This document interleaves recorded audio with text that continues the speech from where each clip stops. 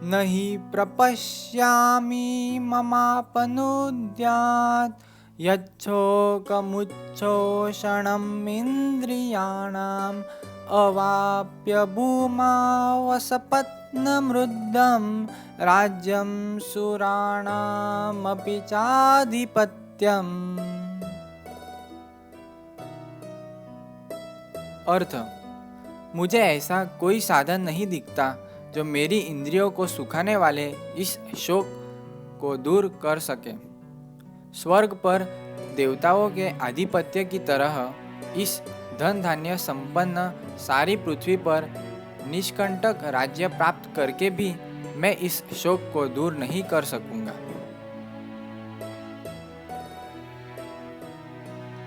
तात्पर्य, यद्यपि अर्जुन धर्म तथा सदाचार के नियमों पर आधारित अनेक तर्क प्रस्तुत करता है, किंतु ऐसा प्रतीत होता है कि वह अपने गुरु भगवान श्री कृष्ण की सहायता के बिना अपनी असली समस्या को हल नहीं कर पा रहा।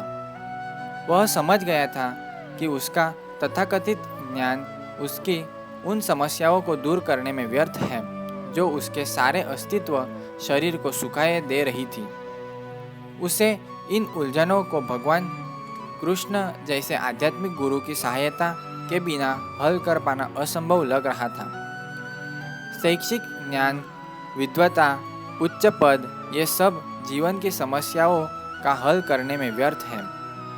यदि कोई इसमें सहायता कर सकता है तो वह है एकमात्र गुरु।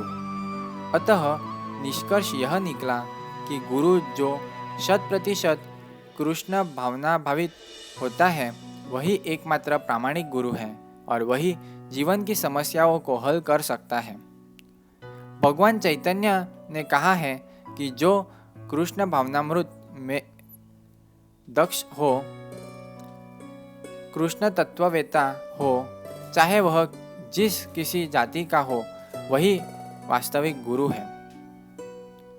कोई व्यक्ति, चाहे वह विप्र, वैदिक ज्ञान में दक्ष हो, निम्न जाति में जन्मा शूद्र हो या कि सन्यासी, यदि कृष्ण के विज्ञान में दक्ष है तो वह यथार्थ प्रामाणिक गुरु है। अतः कृष्ण तत्ववेत्ता हुए बिना कोई भी प्रामाणिक गुरु नहीं हो सकता। वैदिक साहित्य में भी कहा गया है, विद्वान ब्राह्मण भले ही वह संपूर्ण वैदिक ज्ञान में पारंगत क्यों न हो, यदि वह वैष्णव नहीं है या कृष्ण भावनामृत में दक्ष नहीं है तो गुरु बनने का पात्र नहीं है। किंतु शूद्र, यदि वह वैष्णव या कृष्ण भक्त है तो गुरु बन सकता है।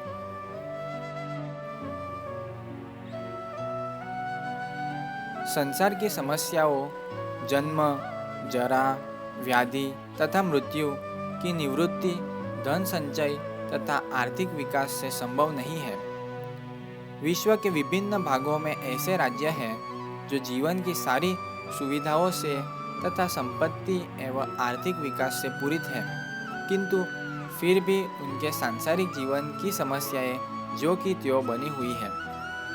वे विभिन्न साधनों से शांति खोजते हैं, किंतु वास्तविक सुख उन्हें तभी मिल पाता है जब वे कृष्ण भावनामृत से युक्त कृष्ण के प्रामाणिक प्रतिनिधि के माध्यम से कृष्ण अथवा कृष्ण तत्वपूरक भगवद गीता तथा श्रीमद् भागवत के परामर्श को ग्रहण करते हैं।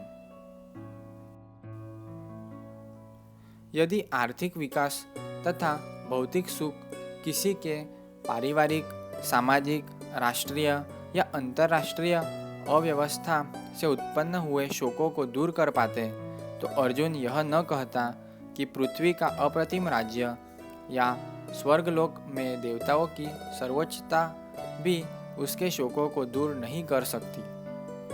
इसीलिए उसने कृष्ण भावनामृत का ही आश्रय ग्रहण किया और यही शांति तथा समरसता का उचित मार्ग है।